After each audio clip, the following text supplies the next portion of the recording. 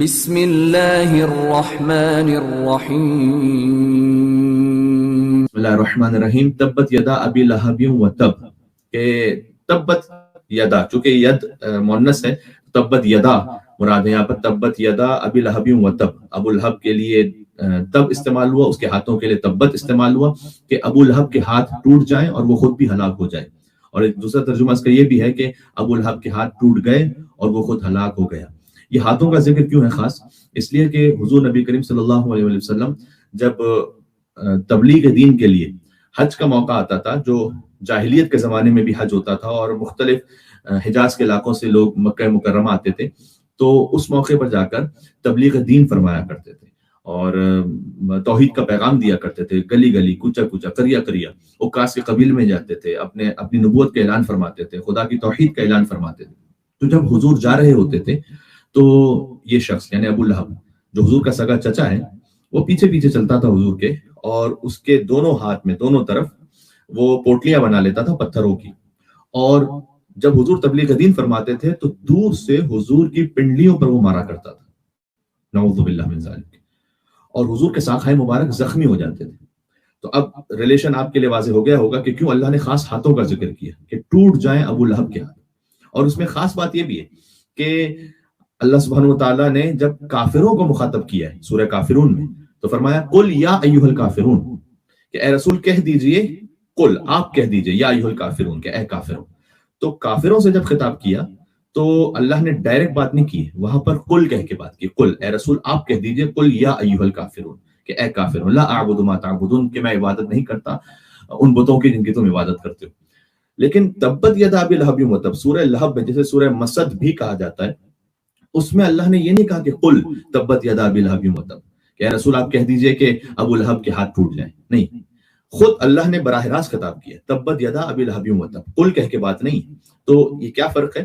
ابو لہب بھی بہت بڑا دشمن ہے، دشمن رسول، اور کافر بھی دشمن تھے، لیکن اللہ نے وہاں قل کہہ کے بات کی. اور ابو لہب کے لیے رسول اللہ صلی اللہ علیہ وسلم تبت یدا ابی لہب و تب، جو ان کا دشمن تھا، اس سے ڈائریکٹ بات کی. اللہ سبحانہ وتعالیٰ نے گویا ایک پالیسی بنائی کہ جو اللہ کا دشمن ہوگا اس سے رسول اللہ بات کریں گے، اور جو رسول اللہ کا دشمن ہوگا اس سے خود اللہ ڈائریکٹ بات کرے گا. تو اس خاطر ہے کہ یہاں پر قل تبت یدا ابی لہب و تب نہیں، بلکہ براہ راست اللہ نے کہا کہ یہ میرے محمد مصطفیٰ صلی اللہ علیہ وآلہ وسلم کا دشمن ہے، لہٰذا میں ڈائریکٹ اس سے بات کرتے ہوئے کہوں گا کہ تبت یدا ابی لہب و تب. میرا حبیب نہیں کہہ رہا، میں خود تم سے کہہ رہا ہوں کہ تیرے ہاتھ ٹوٹ جائیں. تبت یدا ابی لہب و تب. اچھا، لہب، ابو لہب اس کی کنیت ہے، میں نے کہا عبد العزیٰ ابن عبد المطلب اس کا نام تھا. تو لہب اس کا کوئی بیٹا نہیں تھا کہ جس کی وجہ سے اس کو ابو لہب کہا جاتا تھا. کہتے ہیں کہ لہب چونکہ ایک بھڑکتی ہوئی آنکھ کو کہتے ہیں، تو وہ سرخ تھے اس کے رخسار بہت، لہذا اس کو ابو لہب کہتے ہیں کہ اس کو ابو لہب سے تعبیر کیا جاتا تھا. لیکن اس کے انجام سے بھی اس کا تعلق ہے. دیکھیں ابو لہب جو طاعون کی بیماری میں مر گیا تھا، اس کا ترجمہ پورا سن لیجئے گا تو آپ اس لطف کو محسوس کر پائیں گے. تبت یدا ابی لہب و تب ما اغنی عنہ مالہ وما کسب، اے ابو لہب تیرے ہاتھ ٹوٹ جائیں اور تو ہلاک ہو جائے. ما اغنی عنہ مالہ وما کسب، نہ اس کا مال اس کے کام آیا، نہ اس نے جو کمایا تھا وہ کام آیا. اور بعض مفسرین نے یہ بھی لکھا ہے کہ ما کسب کا مطلب ہے کمائی، اور اس سے مراد ہے اولاد. اردو میں بھی کمائی اولاد کے معنی میں استعمال ہوتا ہے. عباس فاطمہ کی کمائی سے خبردار، یہ میر انیس علیہ رحمہ کا مرثیہ ہے اور اس کا مصرع ہے. اور یہ کچھ باتیں ہیں جو میں حضرت قبلہ علامہ طالب جوہری صاحب کے جو درس ہے، درس تفسیر قرآن، جو سورہ لہب کے حوالے سے اس میں جو انہوں نے باتیں کی ہیں، ان میں سے کچھ باتیں میں آپ کی خدمت میں عرض کر رہا ہوں، اور باقی اور بھی کچھ تفاسیر سے ہیں. تو عباس فاطمہ کی کمائی سے خبردار یعنی فاطمہ کی اولاد سے خبردار. تو کمائی اولاد کے معنی میں بھی استعمال ہوتی ہے. تو ما اغنی عنہ مالہ وما کسب، اللہ نے سمجھایا ہے کہ جو دشمن رسول اور آل رسول ہوگا، دشمن آل رسول، اس کا نہ مال اس کے کام آئے گا، نہ اس کی اولاد اس کے کام آ سکے گی. ما اغنی عنہ مالہ وما کسب، کہ ابو لہب دشمن رسول ہے، نہ اس کا مال اس کے کام آئے گا، نہ اس کی اولاد. اس کا انٹرپریٹیشن یہ ہے تاریخی حقیقت کے طور پر کہ ابو لہب کی موت ہوئی تھی جنگ بدر کے 7 دن بعد، اور وہ طاعون کی بیماری میں مر گیا تھا. پینڈیمک، جیسے آج کرونا وائرس ہے، تو اس زمانے میں جو طاعون تھا وہ ایک وبا کی حیثیت اختیار کر گیا تھا اور وبا کی حیثیت رکھتا تھا. لہٰذا اب کورونا وائرس میں اگر کسی کا انتقال ہو جائے تو اس وقت تو یہ بڑا کامن مسئلہ ہے کہ غسل و کفن کے لیے آپ جانتے ہیں کہ کتنے مسائل ہیں. سمجھ لیجئے کہ اس زمانے میں اس کی وہی کیفیت تھی. تو ابو لہب کا انتقال ہوا تھا طاعون کی بیماری سے, اور طاعون کی بیماری میں مرنے کی وجہ سے اس کی اولاد بھی اس کے قریب نہیں جاتی تھی. اللہ نے کیا کہا کہ نہ تمہارا مال تمہارے کام آئے گا نہ تمہاری اولاد. یہ اللہ سبحانہ و تعالیٰ نے ایک طرح سے پیشن گوئی کی تھی, اور پیشن گوئی بالکل عین اس طرح سے صادق آئی کہ مرنے کے بعد بھی اولاد حتیٰ کام نہ سکے. 3 دن تک اس کا لاش ایسے ہی پڑا رہا اور کوئی اس کو پوچھنے والا نہیں تھا. اور بعد میں کچھ جو غلام تھے وہ خاندانی روایات کے مطابق وہ لے کر اس کو ایک گڑھے میں ڈال دیا انہوں نے, اور گڑھے میں ڈال کر یعنی نہ مال کام آ سکا نہ اولاد کام, حتیٰ اولاد جو ہے وہ جنازے میں نہ آ سکی اور باپ کی میت کو نہ دیکھ سکی. تبت یدا ابی لہب وتب ما اغنی عنہ مالہ وما کسب. دیکھیں حضور جب تبلیغ فرماتے تھے تو ایک تو یہ پنڈلیوں پر حضور کے ساقہ مبارک پر پتھر مارتا تھا, اور دوسرا یہ کہ یہ تبن لک نعوذ باللہ من ذالک حضور سے کہتا تھا کہ تم ہلاک ہو جاؤ نعوذ باللہ من ذالک. حضور نے جب اعلان تبلیغ فرمایا تو وہ صفا کی پہاڑی پر گئے, اور وہ مشہور واقعہ کہ حضور نے پوچھا کہ اگر میں تم سے کہوں کہ اس پہاڑی کے پیچھے سے لشکر آ رہا ہے تو تم قبول کر لو گے, تو یہ وہی والا واقعہ. تو جب سب جمع ہو گئے تھے اور حضور نے جب یہ سوال کیا کہ تم یقین کر لو گے, اور سب نے کہا کہ ہم یقین کر لیں گے اگر آپ کہیں گے کہ لشکر آ رہا ہے. اس وقت حضور نے فرمایا کہ میں خدا واحد کا نمائندہ ہوں, لا الہ الا اللہ محمد رسول اللہ کو گویا اعلان فرمایا اس وقت. تو اس وقت ابو لہب نے یہ جملہ کہا تھا کہ تبن لک ما جمعتنا الا لہذا.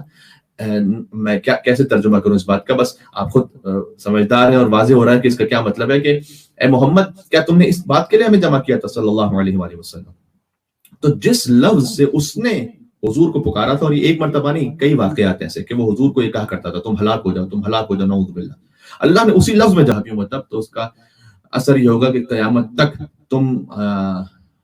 تمہارا نام دشنام تو بن جائے گا اور ایک گالی تو بن جائے گا, لیکن تمہاری اولاد کا اور تمہارا کوئی نام و نشان نہیں رہے گا. خود سورہ لہب یہ تبرہ کی بہت بڑی دلیل ہے اگر آپ اس کو سمجھ پائے تو. دیکھیں اللہ نے نام لے کر کہا تبت یدا ابی لہب وتب. اچھا کیوں ابو لہب کا نام آیا؟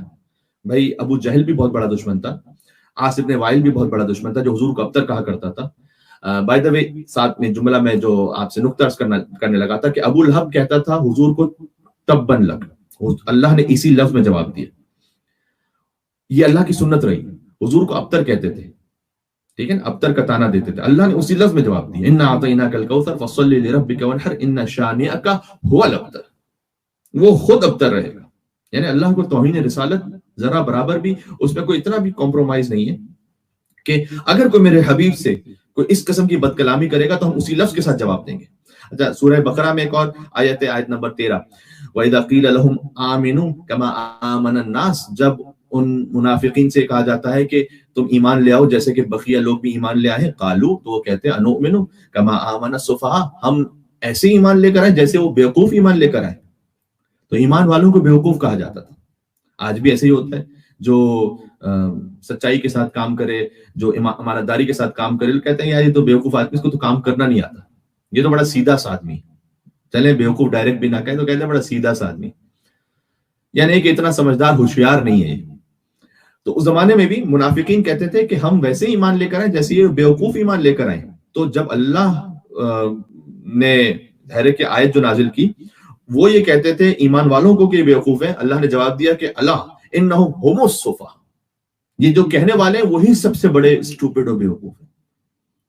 چونکہ وہ اپنی 60-70 سال کی فقط ظاہری زندگی کا سوچ رہے, اس سے آگے لائف آفٹر ڈیتھ کے بارے میں وہ سوچ ہی نہیں رہے. تو سب سے بڑا بیوقوف کون ہوتا ہے؟ جو کم پلاننگ کرتا ہے. عقل مند کون ہوتا ہے؟ جس کی پلاننگ بہت بڑی ہوتی ہے. تو اسی لیے امام صادق علیہ السلام نے ارشاد فرمایا کہ العقل ما عبد بالرحمن واکتسب بالجنان. اصل عقل مندی یہ ہے کہ رحمان کی عبادت کی جائے اور جنت کو حاصل کیا جائے. اس لیے کہ جو جنت کی پلاننگ ہے وہ ایور لاسٹنگ ہے, وہ ہمیشہ لے کر. اللہ نے کہا تم خود سب سے بڑے بیوقوف. بات واضح ہو رہی ہے. تو یہ اللہ کا ایک مزاج ہے. اتنے دشمن تھے رسول اللہ کے. ابو جہل, عاص ابن وائل جو حضور کو نعوذ باللہ ابتر کہتا تھا, امیہ بن خلف, یہ سب دشمن تھے رسول کے. ان کا نام کسی کا نہیں لیا. کیوں ابو لہب کا نام لیا؟ اب اصل مصلحتیں تو دیکھیں اللہ سبحانہ و تعالیٰ جانتا ہے یا 14 جانتے ہیں. اب تو یہ کہ جو کچھ ذہن میں آتا ہے اور کچھ جو کچھ کتابوں سے تھوڑا بہت اور علماء کے کلام سے سیکھا وہ میں آپ تک پہنچا رہا ہوں. بظاہر مصلحت یہ لگتی ہے کہ ابو لہب کی رشتہ داری تھی ایک طرح سے بلڈ ریلیشن، چچا تھا نا، حضور کا سگا چچا ہے. تو اللہ نے ایک پریسیڈنٹ سیٹ کر دیا کہ چاہے سگی رشتہ داری بھی کیوں نہ ہو، لیکن اگر کردار اس قابل نہیں کہ اس کا رشتہ ہمارے رسول سے جڑ سکے تو ہم اس تعلق کو توڑ دیں گے. تبت یدا ابی لہب وتب، سگا چچا ہونے کے باوجود بھی اے ابو لہب تیرے ہاتھ ٹوٹ جائیں. تو جب ابو لہب کے لیے کہہ دیا گیا کہ جو سگا چچا ہے تو اب باقی اور کیا رہ جاتا ہے، یہ اللہ نے ایک میسج اور پیغام دیا ہے. اور دیکھیں رشتہ دار کی بات رشتہ دار کے حق میں ذرا زیادہ قبول بھی کی جاتی ہے. مثلا آپ اگر میں آپ کے کسی رشتہ دار کے بارے میں بات کروں تو آپ سامنے سے کہہ سکتے ہیں کہ مولانا آپ کو کیا بتاؤ، تو ہمارے رشتہ دار ہم جانتے ہیں. تو ابو لہب بھی اسی طریقے سے وہ ایک تو پتھر بھی مارا کرتا تھا حضور کو اور پیچھے پیچھے جاتا تھا، اور تبلیغ جب حضور فرما رہے ہوتے تھے تو جا کے لوگوں سے یہ کہتا تھا کہ ان کی بات سننے کی ضرورت نہیں ہے، یہ نعوذ باللہ من ذالک، ست نعوذ باللہ، نقل کفر نباشد، ان کی بات سننے کی ضرورت نہیں ہے، یہ جنون ان پر طاری ہے. تو یہ کبھی خدا کی کوئی بات کرتے ہیں، کبھی اپنے آپ کو نبی کہتے ہیں. تو حضور کی تبلیغ سے لوگوں کا مائنڈ ڈائیورٹ کرتا تھا.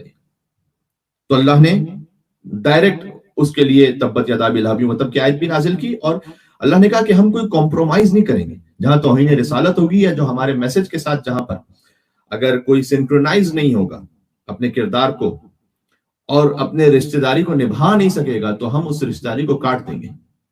بس عزیزان گرامی یہی معاملہ ہے کہ جہاں پر بات آ جاتی ہے رشتہ داری کی تو رشتہ داری محترم اس وقت تک رہتی ہے جب تک کردار بھی وہ ہو کہ جو پیغام رسالت کے مطابق ہو. اچھا اب جب یہ آیات نازل ہوئی نا، جب سورہ لہب نازل ہوا تو اس کا ردم بھی تو بڑا اچھا ہے. سورہ لہب کا جو ردم ہے وہ بڑا خاص ہے نا، تبت یدا ابی لہب وتب ما اغنى عنه ماله وما كسب سيصلى نارا ذات لهب وامرأته حمالة الحطب فی جیدها حبل من مسد. اس کا ردم بڑا اچھا ہے، اور قرآن کا جو ردم ہے وہ خاص ایک اس میں کیف اور سرور ہے نا. الرحمن علم القرآن خلق الانسان علمہ البیان، یہ خاص ایک ردم ہے. اچھا نہ یہ شاعری ہے نہ یہ نثر ہے. پوری شاعری ہوتی ہے تو اس میں قافیہ اور ردیف کی بندشیں ہوتی ہیں، نثر ہوتی ہے تو اس میں یہ خوبصورتی نہیں آ پاتی. تو قرآن کا جو کمال ہے وہ یہ ہے کہ شاعری اور نثر دونوں کے پروز اینڈ کونز ہیں. شاعری کی خوبصورتی یہ ہے کہ اس کا ردم بڑا اچھا ہوتا ہے، لیکن اس کی محدودیت ہوتی ہے کیونکہ اس میں آپ نے قافیہ اور ردیف کی بندشوں کا خیال رکھنا ہوتا ہے، تو ہو سکتا ہے کہ وہ مکمل بات جو آپ کہنا چاہتے ہیں وہ نہ آ پائے. نثر میں وضاحت کا زیادہ موقع ہوتا ہے، لیکن جب نثر میں وضاحت آپ زیادہ کرنے جاتے ہیں تو چونکہ وہ ردم نہیں رہتا تو اس میں وہ لطافت اور خوبصورتی نہیں آ پاتی. تو دونوں کی اپنی اپنی کوالٹیز ہیں، شعر کی اور نثر کی، لیکن دونوں کے اپنے اپنے نقائص بھی ہیں. قرآن کی خوبصورتی یہ ہے کہ دونوں کے نقائص سے پاک ہے لیکن دونوں کے کمالات کو اپنے اندر رکھتا ہے. تو اذا السماء انفطرت واذا الكواكب انتثرت واذا البحار فجرت واذا القبور بعثرت علمت نفس ما قدمت واخرت یا ایها الانسان ما غرك بربك الكريم الذي خلقك فسواك فعدلك في اي صورة ما شاء ركبك. اب دیکھ رہے ہیں یہ ردم کتنا خوبصورت ہے. تو جب سورہ لہب نازل ہوا تو چونکہ اس میں خاص ردم تھا، ردم والی چیزیں جلدی یاد ہو جاتی انسان کو. ہم لگاتے ہیں نعرہ حیدری مجلسوں میں ہمارے، اس کا بھی ایک بڑا زبردست ردم ہے نا، تو یہ بچوں کو بھی یاد ہو جاتا ہے نعرہ حیدری. تو سارے مومنین مل کے کہتے ہیں یا علی یا علی یا علی مدد حق حیدر. اب یہ کوئی شاعری نہیں ہے لیکن اس کا ردم بڑا لطیف ہے. البتہ یہ مومن کے لیے بڑا لطیف اس کا ردم ہے، منافق تو جل بھن کر خاک ہو جاتا ہے. وہ بھی ایک بات ہے. آپ مل کے ایک صلوات بھیج دیں محمد و آل محمد پر، اللہم صلی علی محمد و آل محمد وعجل فرجہم. تو جناب علی تو ہاں، تو اس کا جو ردم ہے بڑا خاص ہے نا.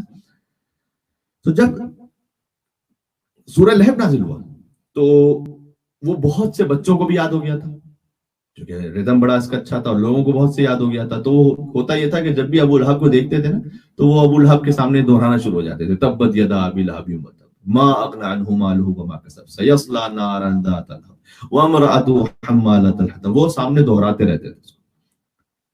تو یہ دوسروں کے لیے بھی تنبیہ ہو گئی جتنے دوسرے دشمنان رسول تھے کہ اگر انہوں نے گستاخی کرنے کی کوشش کی تو سب خوف میں آ گئے کہ کہیں کوئی اور ردم ہمارے لیے نازل نہ ہو جائے.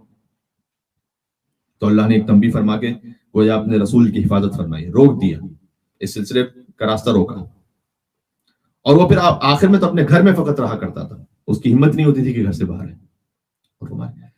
تو اچھا, ابو سفیان کی جو بہن ہے وہ ابو لہب کی بیوی ہے, یعنی معاویہ کی پھوپھی ہوئی ابو لہب کی بیوی. اور ہمارے اس کے لیے بھی اللہ نے کہا نا وَامْرَأَتُهُ حَمَّالَةَ الْحَطَبِ, کیونکہ وہ یہ کرتی تھی, وہ اگرچہ کہ بڑی دولت مند تھی لیکن بڑی کنجوس بھی تھی, تو وہ خود جا کے چھوٹی چھوٹی سی لکڑیوں کو چنتی تھی آگ جلانے کے لیے, تو جنگلوں میں جایا کرتی تھی وہ. تو حضور جہاں کہیں چلتے تھے نا تو ان کے آگے کانٹے بچھایا کرتی تھی. حضور کو جو کانٹے بچھائے جاتے تھے آپ نے بارہا سن رکھا ہوگا, تو اس میں یہ ابو لہب کی بیوی تھی جو یہ کام کرتی تھی, جو آگے کانٹے بچھاتی تھی. اور اچھا, اس کے گلے میں بڑا خوبصورت سا اس وقت کا ہار تھا, جو اس زمانے کا بڑا قیمتی ترین تصور ہو سکتا تھا, وہ ہار پہنتی تھی.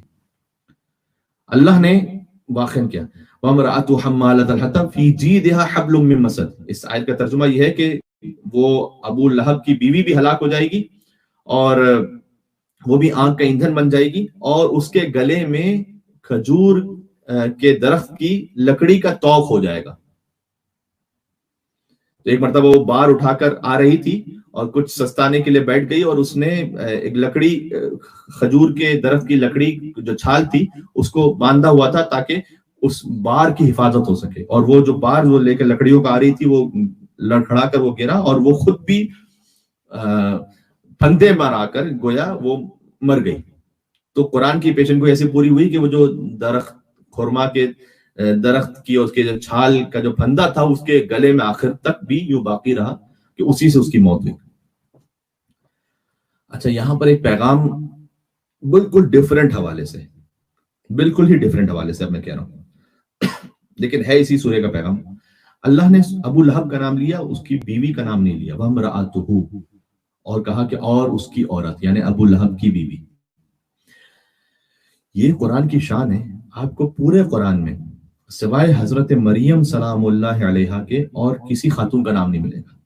بہت غور فرمائیے گا, میں کچھ کہنے لگا ہوں. سوائے حضرت مریم سلام اللہ علیہا کے پورے قرآن میں آپ کو کسی اور کا نام نہیں ملے گا, کسی خاتون کا نام. کیوں؟ جہاں کہیں آپ دیکھ لیجئے حضرت نوح, حضرت لوط علیہ السلام, ان کی بیویوں کا ذکر ہے, اگرچہ کہ بیویاں بری تھی لیکن یہی ضرب اللہ مثلا للذین آمنوا امرأۃ فرعون, ضرب اللہ مثلا للذین کفروا امرأۃ نوح وامرأۃ لوط, کا نوح اور لوط کی بیویاں. اچھی خاتون ہو کوئی حضرت آسیہ, ان کے لیے بھی کہ فرعون کی بیوی. تو اللہ نسبت سے, رشتے سے نام لیتا ہے. حضرت مریم کا نام فقط قرآن میں ہے اس لیے کہ وہ کسی کی زوجہ نہیں ہے. بہت غور فرمائیے گا, حضرت مریم وہ کسی کی زوجہ نہیں ہے, معجزہ الہی سے اللہ سبحانہ و تعالیٰ نے انہیں حضرت عیسیٰ عطا فرمایا, روح اللہ. تو اللہ قرآن کریم کے حوالے سے اور حیا اور عفت کے حوالے سے گویا اتنا سینسٹیو معیار اللہ سبحانہ و تعالیٰ نے رکھا کہ اگر کوئی خاتون ہے تو حجاب, اس خاتون کا حجاب تو ہے ہی واجب, لیکن ان کے نام کا بھی اتنا پردہ رکھا کہ اگر وہ کسی کی زوجہ ہیں تو اللہ نے یہ بھی نہیں پسند فرمایا کہ قرآن میں نام لیا جائے اس خاتون کا, اس کو نسبت سے ذکر کر دیا. حتی حضرت سیدہ کونین سلام اللہ علیہ کا نام بھی نہیں. انا اعطیناک الکوثر لقب موجود ہے بی بی کا, لیکن نام نہیں. تو یہ خاص ایک حیا اور عفت کا اہتمام فرمایا اللہ نے خواتین کے اعتبار سے کہ اگر وہ کسی کی زوجہ ہے تو اللہ نے یہ نہیں پسند فرمایا کہ قرآن میں باقاعدہ نام لیا جائے, فقط اس بی بی کا نام لیا کہ جو کسی کی زوجہ نہیں ہے. بات واضح ہو رہی ہے انشاءاللہ, یہ نقطہ بھی پہنچ گیا انشاءاللہ سے.